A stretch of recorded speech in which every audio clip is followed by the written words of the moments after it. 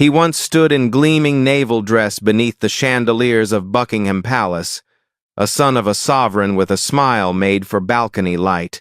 Cameras adored the easy composure, the medals, the myth, but every palace keeps a room without windows, and somewhere behind the velvet ropes a different story gathered weight. A friendship whispered about in private jets and gated townhouses, photographs that should have been forgettable, suddenly unforgettable. Timelines that did not sit still. On one winter evening, a televised conversation meant to quiet the storm only deepened it, turning calm denials into echoing questions. What truly binds power to silence? How far will tradition bend when the crown feels the ground shift beneath it? This is not a tale of villains and saints, but of choices, shadows, and the cost of association when the world refuses to look away. Tonight we open the door the palace never wanted on the tour and ask, with measured breath, where did the light end and what, exactly, was waiting in the dark? He was born into history, a child of privilege wrapped in the warmth of public affection. Prince Andrew, Duke of York, came into the world in 1960 as the third child of Queen Elizabeth II and Prince Philip. For decades, he embodied the modern face of the monarchy, a man of action, charm, and patriotic valor. His service as a Royal Navy officer during the Falklands War earned him admiration, and the image of a soldier prince loyal to duty and country. The tabloids called him Randy Andy, a headline mixture of fascination and flirtation, a young royal who lived larger than life. But behind the golden curtains of palace life, change was coming. His marriage to Sarah Ferguson in 1986 seemed to promise stability, yet even that fairy tale faded into tabloid dust. By the late 1990 seconds, as the world grew more curious and less forgiving, Andrew's choices began to shadow the crown's immaculate image. Somewhere amid charity galas and jet-set gatherings, he met financier Jeffrey Epstein, a connection that would one day ignite a firestorm across the kingdom. Once celebrated as the Queen's favorite son, Andrew's story was poised to test the very institution that defined him. For in the royal world, reputation is currency, and once it's spent, even crowns can tarnish. He grew up within the rarefied walls of Buckingham Palace, a boy whose first steps were chronicled by the world's cameras. Prince Andrew Albert Christian Edward was not expected to carry the weight of the crown, but he carried its privilege. Known for his confidence and mischievous humor, he quickly became the Queen's most affectionate child, the one who made her laugh, as insiders often said. By the time he joined the Royal Navy, Andrew was determined to prove himself beyond the silks and ceremonies. In 1982, the Falklands War gave him that chance. As a helicopter pilot, he flew missions under fire, earning genuine respect even from Republicans who rarely praised a royal. The tabloids crowned him the Action Prince, the embodiment of vigor and patriotism. 4 years later came his fairy tale wedding to Sarah Ferguson. The streets of London erupted in celebration, and the nation found a modern royal couple to adore. Together, they brought energy and humor to the monarchy, raising 2 daughters, Beatrice and Eugenie, in relative normalcy. But fame never sleeps. The spotlight that once kissed his medals began to burn. Each headline, each photograph, each whisper was a reminder that the public's love is as fragile as the paper it's printed on. And beneath the charm, a shadow had begun to grow.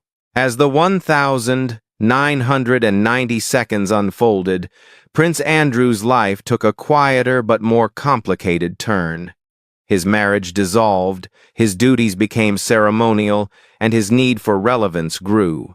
The royal, who once embodied modern vigor, now found himself a bachelor navigating high society, and the company he kept began to shape his fate. It was through Ghislaine Maxwell, the daughter of a British tycoon and a figure in elite circles, that Andrew met financier Jeffrey Epstein. What began as an acquaintance soon became a friendship conducted in private jets, lavish homes, and secluded islands. The prince's name appeared in guest books, his photographs alongside Epstein and Maxwell surfaced, and rumors took root. At first, the palace brushed it off. Epstein was a man of influence, connected to scientists, politicians, and billionaires. But behind the smiles and charity dinners lay a truth that would eventually consume them all. When allegations against Epstein surfaced dark, damning, and global, Prince Andrew's name was no longer an echo in the background. It was a headline. The friendship that had once granted him access now became a noose around his reputation. The world no longer saw a royal war hero but a man entangled in something he could not explain away. And for Buckingham Palace, silence became the only strategy left. The walls began to close in during the late 2010 seconds. As investigations into Jeffrey Epstein deepened, the Duke of York found himself cornered by association. Every photograph was re-examined, every denial replayed. Then came the interview that would change everything. In November 2019, Prince Andrew sat down with BBC's Newsnight in what was meant to be a controlled conversation to clear his name. It became instead a royal catastrophe. His insistence that he could not sweat, his detached tone, and his lack of remorse stunned viewers. Within hours, public outrage erupted.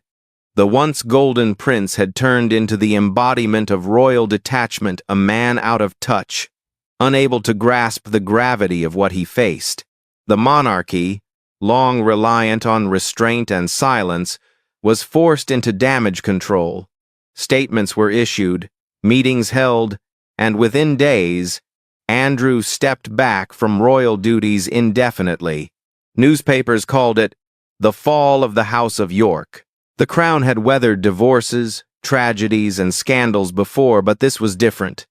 This was about trust, morality, and the institution's reflection in the modern age. For the first time in living memory, a royal had been undone not by rebellion or tragedy, but by his own words.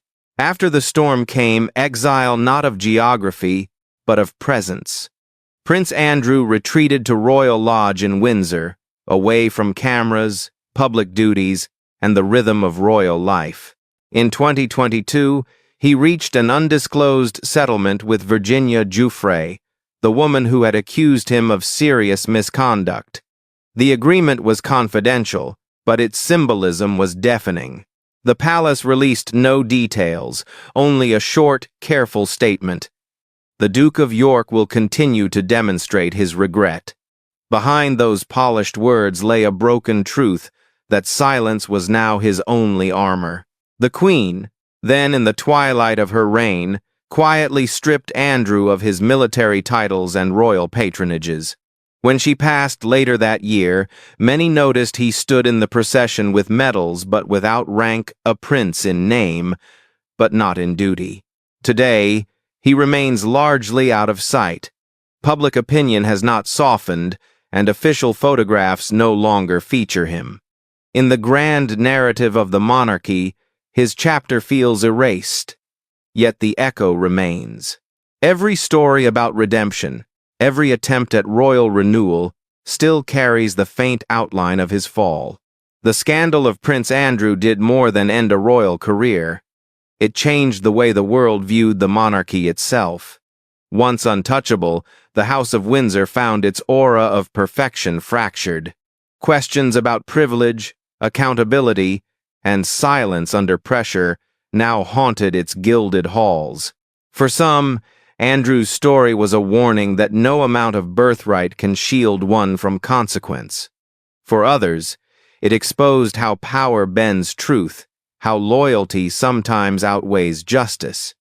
Even within the palace, whispers of regret persist. Could the monarchy have acted sooner, spoken louder, done more? Yet, like all royal sagas, it leaves a paradox. The crown endures, weathered but unbroken. But beneath the jewels and ceremony lies a scar, one that time may fade, but never fully heal. Prince Andrew's name may fade from the balcony, but his shadow lingers on the marble floors of Buckingham Palace, a reminder that every light, no matter how bright, casts its own darkness. Fame, for a prince, was once a birthright polished, rehearsed, and inevitable. Yet, for Prince Andrew, that same light became a cruel interrogator. The applause that once followed him through parades and palace halls has faded into a long, uneasy quiet. His name, once written beside words like valor and royalty, now drifts alongside controversy and exile. The story of Andrew is not only about a man's fall, but about the fragility of image in an age that sees through crowns. In the silence of Windsor's corridors, he lives as both witness and warning, the embodiment of how power without humility can consume itself. The monarchy remains, its walls intact, its rituals unbroken, but somewhere within those walls, a shadow lingers, a reminder that even the most luminous institutions are built upon human imperfection. In the end, perhaps it is not disgrace that defines him, but the silence that followed, a silence heavy enough to echo through the golden halls of history. Every kingdom carries its secrets, and every crown bears a hidden weight. Prince Andrew's story is a quiet echo of that truth, that power can protect, but never erase, the past. What do you believe still lies untold behind the palace walls? Can reputation ever be rebuilt once the world has turned its gaze away? Share your thoughts below, and if stories like this move you, remember to like, comment, and subscribe for more untold journeys behind the spotlight. Fame and shadows. Every star has its story.